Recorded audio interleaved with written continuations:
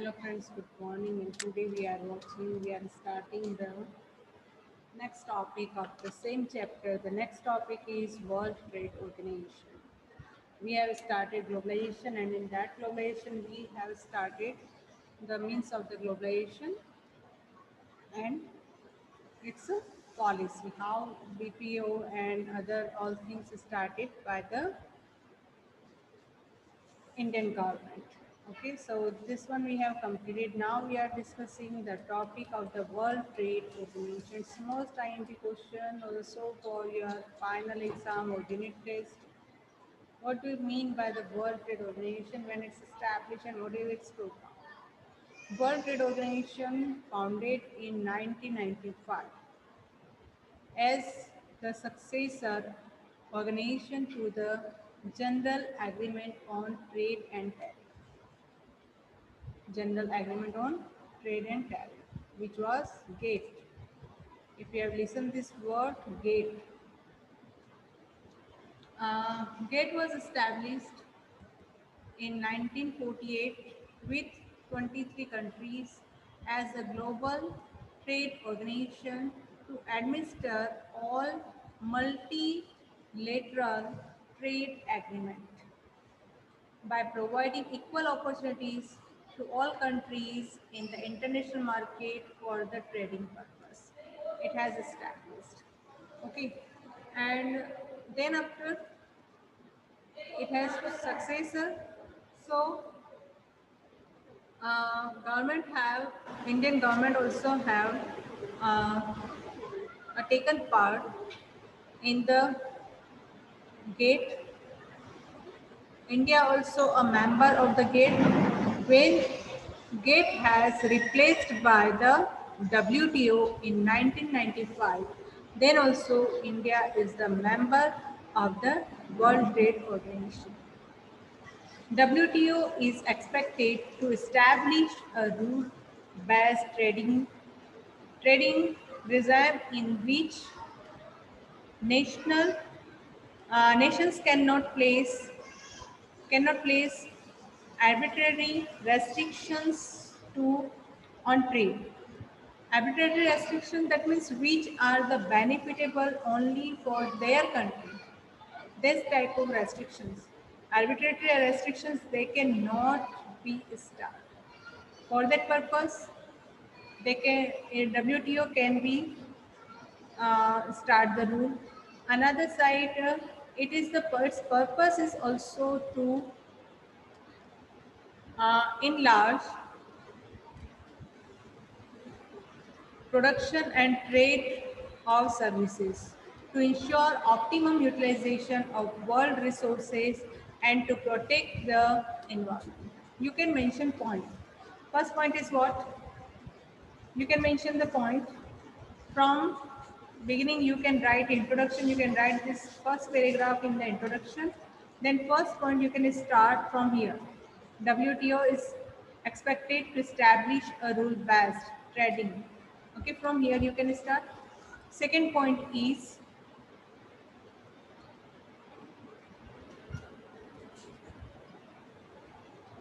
production and trade services. From this one word,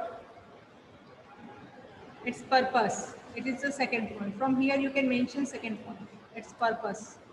Okay, it is the second point. Its purpose, the production and trading of the services to ensure optimum utilization of the world resources. Optimum utilization. World resources, that means it is not related to a particular country. There's all countries have the resources, natural resources, how these resources are utilizing. So it is the second objective of the WTO. Okay, and protect the environment. Next one is third point. The WTO agreements cover trade in goods as well as services to facilitate international trade through removal of tariff as well as non-tariff barriers. I said tariff, that means what? It is a type of the tax. What type of commodities importing in the country, for that imported country can be implement the tax that is known as tariff. Okay. So WTO agreements cover trade in the good as well as services to facilitate international trade international trade through removal of tariff as well as non-tariff barriers and providing greater market access to all members countries. It is the next point, third point. Okay. Next one, as an important member of WTO, India has been in the forefront of the framing fair global rules, regulations, and safeguards, and advocating the interest of the developing world too. Okay, so it is a reason India also a member of WTO. At present time period in 2016, 164 members are in the WTO. In the World Trade Organization, 164 members are there. Last 163 member is Afghanistan. 63rd number member has Afghanistan, which the last one third member Afghanistan has got membership on 14th July 2016, and the 164th member on 29th July 2016. Okay. So there's sorry, Liberia. Liberia is one third member.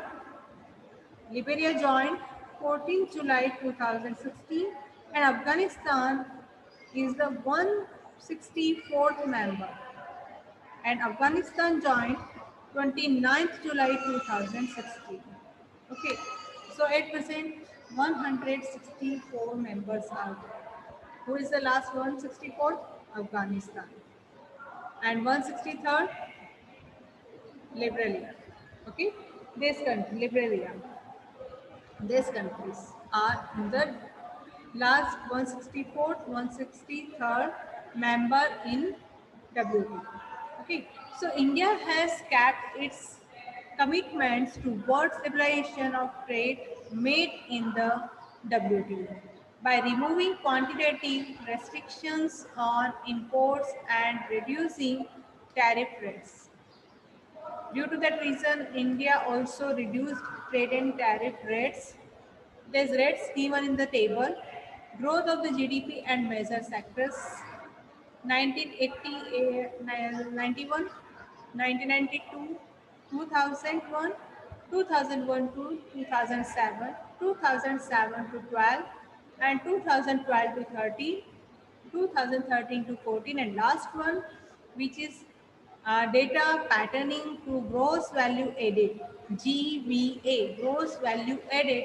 The GVA is estimated from GDP by adding subsidies on production and subtracting indirect taxes. So these values has done. Okay. Agriculture sector in 1990-91 has 3.6. Okay. Growth rate of GDP. Then industry has 7.1, service has 6.7.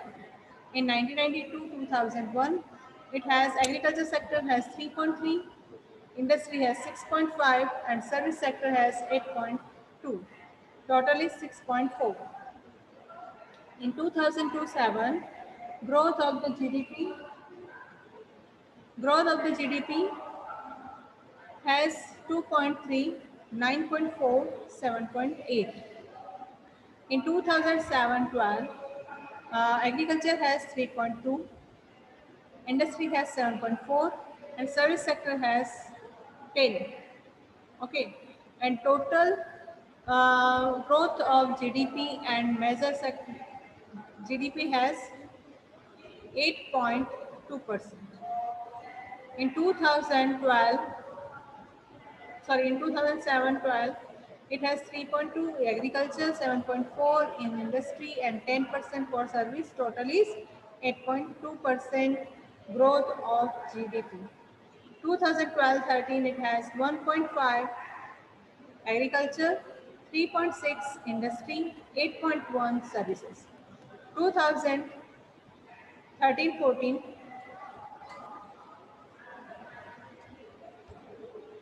2013-14 it has agriculture sector has 4.2, industry has 5, service sector has 7.6.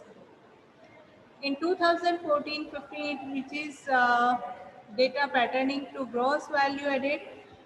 Okay, so there's a start minus 2.2 agriculture sector. That means it has reduced by 0.2%. So it has only 4. Agriculture has 7.0. That means it has also increased by 2%. And service sector also increased by 2%. So it is 9.8%. Total is 7.4. So this data, according to this data, we can say this all sectors have increased. Only in the last 2014, agriculture sector has decreased. Otherwise, these all have increased. Okay, these all three sectors have increased from 1980 to 2015. Some scholars question the usefulness of the India became a member of the WTO as a major volume of international trade occurs among the developed nations. They also say that while developed countries file complaints over agricultural subsidies given in their countries, developing countries feel cheated as they are forced to open their market for developed countries but are not allowed access to the market of the developed countries. Okay, you think your suggestions and your ideas. Now, next one is the Indian economy during reforms and assessment. Indian economy. The reforms process has completed 3 decades since its introduction. Let us now look at the performance of the all these three Indian economy during the period. Okay. In economics, the growth of an economy is measured by the gross domestic product. How we can measure? In the economics, the growth of an economy measured by the growth of the gross domestic product. Uh, the post 1991, India witnessed a rapid growth in GDP on a continual basis for 2 decades. The growth of GDP increased 8.2% during 2007 to 12. During the reform period, the growth of reform, that means 1991, after this period, that is reform period, because from 1991 economic reform started. Okay, so here this data given which are related to 1980 to 2014-15, that means before economic reform and after economic reform, what is the condition, what type of changes occur. So after economic reform, there's all three.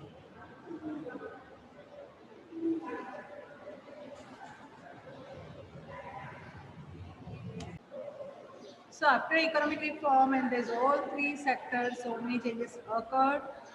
Compared to agriculture sector, service sector has played an important role and it has increased its GDP. Okay, it's increased GDP growth so very fast from 6.7% to 9.8%. So it has increased very fast, and in this we can say the growth of GDP increased from 5.6% during 1980-91 to 8.2% during 2007 because of the reform. So during the reform period, the growth of the agriculture sector reported fluctuations. I said up, down fluctuations. The growth of the service sector has gone up. This medicates that the growth is mainly derived by growth in the service sector. During 2012-15, there has been a setback in the growth rate of the different sectors witnessed post 1991, while agriculture recorded a high growth rate during 2013-14, which has 4.2, highly growth rate. Okay, so there has been the sector. This sector witnessed negative growth in the um, negative growth in the adequate subsequent years, and while the service sector continued to witness a high level of growth, higher than the overall GDP growth in 2014-15. This sector witnessed with a high growth rate of 9.8%. The industrial sector witnessed a steep decline during 2012-13. This is all given in the table. We are explaining the table only. In the subsequent year, it began to show a continuous positive growth. The opening of the economy has led to a rapid increase in foreign direct investment and foreign exchange reserves. The foreign investment, which includes foreign direct investment and foreign institutional investment, these are two. Foreign direct investment, I said that this where ideas, labors, technology, raw material, each and everything can be used in the home country or domestic country. And in the foreign institutional investment, they can invest only their ideas and only their capital. Okay, it is foreign institutional investment. They cannot use their own raw material, they cannot use their own labors. Okay, so in this only they use their ideas and their capital. In the FII, foreign institutional investment, has increased from about 100 million US dollar in 1991 to US dollar by 30 billion in 2017-18. So there has been an increase in the foreign exchange reserves from about 6 billion in 1990-91, 6 billion US dollar in 1990-91 to about 413 billion in 2018-19. India is one of the largest foreign exchange reserve holders in the world. India is seen India is seen as a successful exporter of auto parts, engineering goods, IT software, and textile in the reform period. Okay, so prices have been kept under control. On the other hand, the reform process has been widely criticized for not being able to address some of the basic problems affecting our economy, especially in areas of employment, agriculture, industry, infrastructure development, and fiscal management. Okay. Next one is the growth and employment.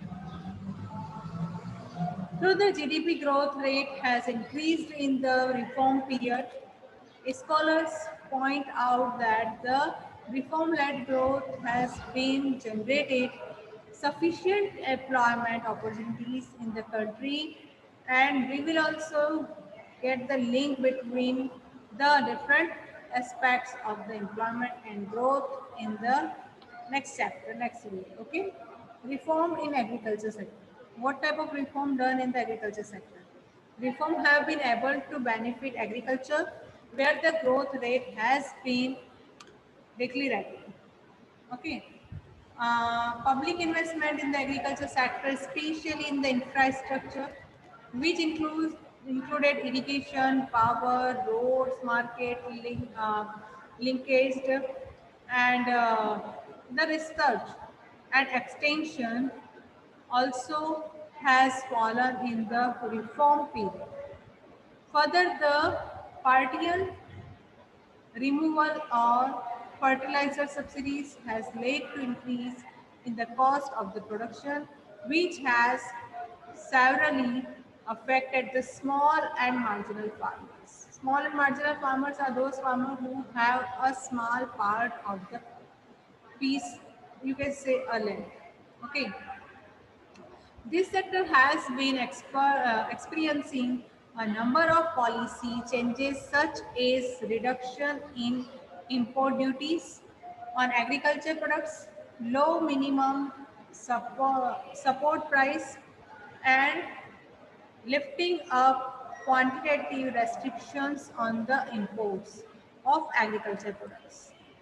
This have this have adversely affected Indian farmers as they now have to face increased international competition.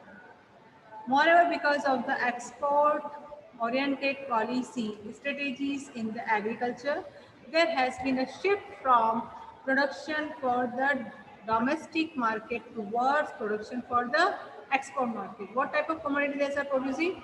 A commodity which is useful for the domestic market or which will be useful for the export market. So focusing on the cash crop. Okay, these are focusing on the cash crop. In lieu of production of food grains, this puts pressure on prices of food grains and it has created adverse effect on that. Reforms in industry. We will discuss in the next period. Okay friends, I hope you got it. That's all. Complete your assignment. I'm saying daily, complete your assignment, complete your assignment. If you have not completed, your work burden is increasing. So friends, please you complete your all assignments from chapter 1 and 2. Okay? And revise same topic at your home. Thank you very much. We'll meet again in the next lecture.